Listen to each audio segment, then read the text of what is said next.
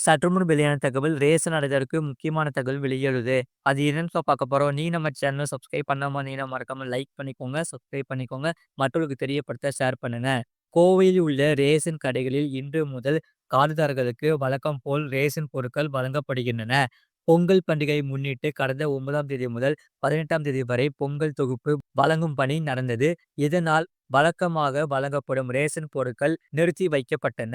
இந்நிலையில் இன்று முதல் அனைத்து ரேஷன் கார்டுதாரர்களும் அரிசி, பாமாயில், பருப்பு உள்ளிட்ட பொருட்களை வழக்கம் போல் வாங்கிக் கொள்ளலாம். பொங்கல் தொகுப்பு வாங்காதவர்கள் வரும் 25ஆம் தேதி வரை வாங்கிக் கொள்ளலாம் என தெரிவிக்கப்பட்டுள்ளது.